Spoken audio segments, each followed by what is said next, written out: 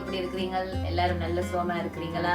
இன்னைக்கு பாத்தீங்கன்னா நல்ல ஒரு டேஸ்டான ஐட்டம் ஒன்று செய்ய போறேன். இது பொதுவா எல்லாருக்குமே இது பிடிக்கும். இது கூடுதலா ஒரே நான் சொல்றேன் நீங்க நினைக்காதீங்க. இது வந்து கொழும்புல நல்ல ஃபேமஸ். கூட சிங்களாக்கள் தான் இப்படி செய்வீங்க.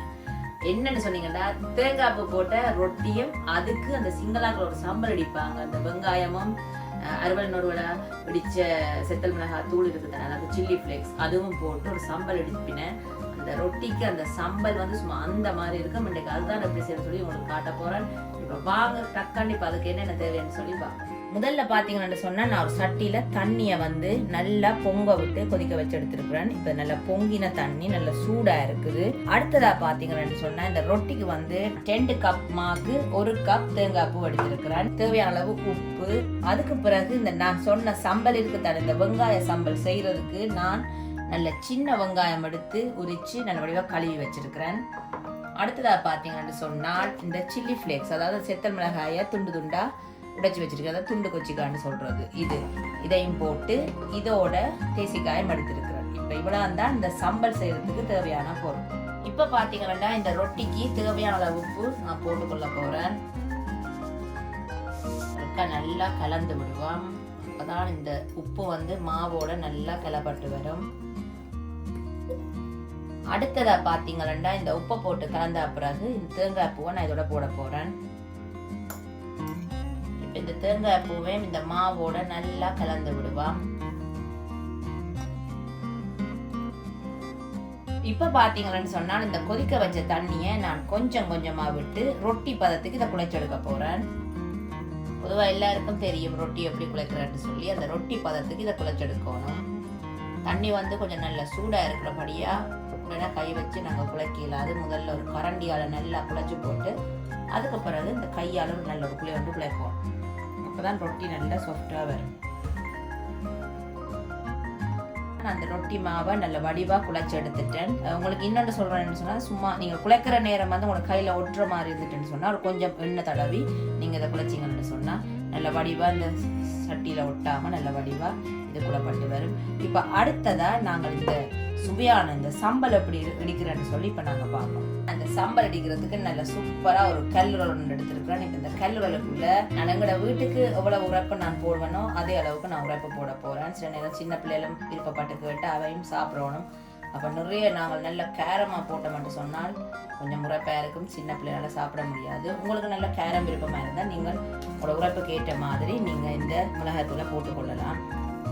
இப்ப அடுத்ததா இந்த சம்பலுக்கு நான் தேவையான அளவு உப்பு இதுக்குள்ள போட போறேன். இந்த சம்பல் செய்யறது வந்து சரியான ஒரு ஈஸியான ஒரு வேலை, அவ்வளவு பெரிய ஒரு கஷ்டம் இல்லை. ஒருக்கா இந்த உப்பு தூளை போட்டு நாங்கள் லைட்டா ஒருக்கா இதை இடிச்சு விடுவோம். இது ஏற்கனவே இந்த செத்தல் மிளகாய் கொஞ்சம் தூளா இருக்கிறபடியா நிறைய நீங்க இடிக்க தேவையில்லை. அந்த உப்பு போட்டுட்டு ஒரு இடி ஒன்று இடிச்சிங்கன்னு சொன்னா அந்த கொஞ்சம் சேர்ந்து வரைக்க நல்ல டேஸ்டா இருக்கும். இப்ப பாத்தீங்கன்னு சொன்னா நான் அந்த உப்பு போட்டு கொஞ்ச நேரம் நான் அதை இடிச்சேன். இப்ப அதுக்கு பிறகு இந்த உரிச்சு கழுவி வச்சிருக்க இந்த வெங்காயத்தை இதுக்குள்ள போட்டு நான் இடிக்க போறேன்.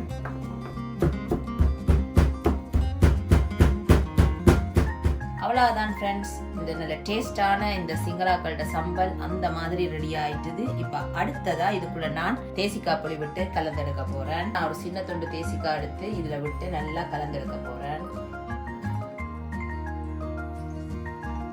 இந்த நான் விட்ட தேசிக்காய் புளி இதோட நல்லா சேர்ற மாதிரி நான் நல்லா கலந்து விட போறேன். இந்த சம்பல் பாத்தீங்கன்னா அவ்வளவு காரமா இருக்கும். இது நிறைய போட்டு நீங்க சாப்பிட தேவையில்லை, ஒரு கொஞ்சம் போட்டு ரொட்டியோட சாப்பிட்டாலே அவ்வளவு சூப்பரா இருக்கும். பாத்தீங்கன்னா சூப்பரான சும்மா அந்த மாதிரி வெங்காய சம்பல் ரெடி ஆயிட்டு இப்ப இந்த சம்பலோட சாப்பிடறதுக்கு இப்ப நாங்க அடுத்ததா ரொட்டியை சுட்டெடுப்போம்.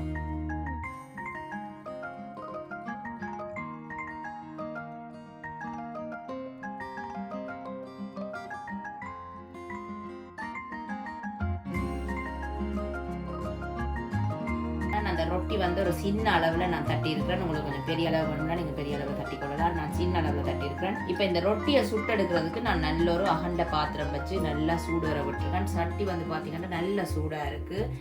இப்படி சூடா இருக்கக்குள்ளதான் நீங்கள் எப்பவுமே ரொட்டி சுடணும். அப்பதான் அந்த ரொட்டி வந்து நல்லா வேகி நல்லா வரும்.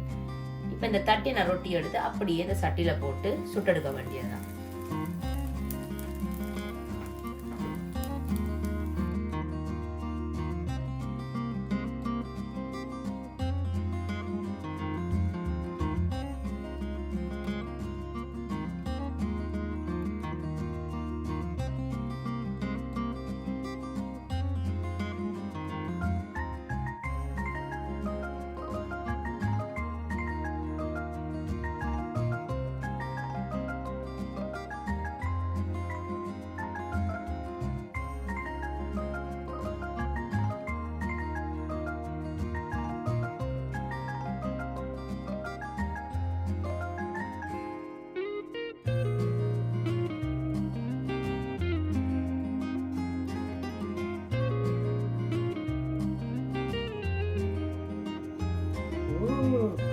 பாத்தீங்கன்னா நான் சொன்ன மாதிரி சும்மா தேங்காய் பூ போட்ட ரொட்டியும் இந்த வெங்காயத்துல அந்த மாதிரி ஒரு சம்பளம் சும்மா அந்த மாதிரி சூப்பரா ரெடி ஆயிட்டு இந்த தேங்காய் பூ வாசம் சும்மா அந்த மாதிரி சுழட்டி கொண்டிருக்கு. வாசமே சும்மா அப்படி இருக்கு. இப்ப இந்த ரொட்டியும் இந்த சம்பளம் எப்படி இருக்குன்னு இப்ப நான் டேஸ்ட் பண்ணி பார்க்க போறேன். பாருங்க, ரொட்டி நல்ல சாஃப்டா இருக்கு. சும்மா ஒரு துண்டு ரொட்டியை பிச்சு அப்படியே ஒரு கொஞ்சம் சம்பல், நான் சொன்ன மாதிரி இந்த சம்பல் வந்து நல்ல காரமா இருக்கும். நீங்க நார்மலான சம்பல்கள் சாப்பிடுற மாதிரி நிறைய எடுத்துடாதீங்க, ஒரு கொஞ்சமே போதும். சும்மா அந்த சம்பலை ரொட்டிக்கு நடுவில் வச்சு அப்படியே வாயில போட்டா சும்மா உண்மைக்குமே அவ்வளவு சூப்பரா இருக்கு ஃப்ரெண்ட்ஸ். நீங்க கட்டாயம் வீட்டுல செய்து பாருங்க. அவ்வளவு நீங்க ஈஸியா குயிக்கா செய்யலாம்.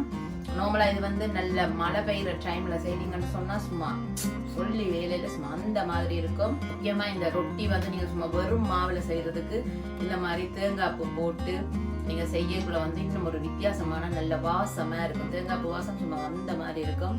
வேற என்ன ஃப்ரெண்ட்ஸ், இன்னைக்கு நான் செய்து காட்டின இந்த சிங்களாக்கள் இந்த ஸ்டைல்ல இந்த தேங்காய் பூ ரொட்டியும் இந்த வெங்காய சம்பளம் உங்களுக்கு பிடிச்சிருந்தா நீங்களும் கட்டாயம் வீட்டுல செய்து பார்த்துட்டு எனக்கு கமெண்ட்ல எப்படி இருக்குன்னு சொல்லுங்க.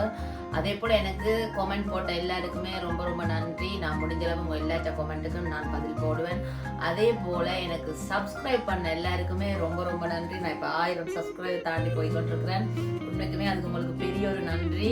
இதே போல தொடர்ந்து எனக்கு சப்போர்ட் பண்ணுங்க. மறக்காம என்ன செய்யணும்னு சொன்னா லைக் பண்ணுங்க. லைக் பண்ணி உங்களுக்கு இந்த வீடியோ பிடிச்சிருந்தா நீங்க ஷேர் பண்ணுங்க. பிடிக்காட்டி பிரச்சனை இல்லை. வேற என்ன ஃப்ரெண்ட்ஸ், நான் இதே மாதிரி நல்ல ஈஸியா வித்தியாசமா நல்ல குயிக்கா செய்யக்கூடிய இன்னொரு சாப்பாட்டோட நான் உங்களை சந்திக்கிறேன். அது வரைக்கும் பாய்.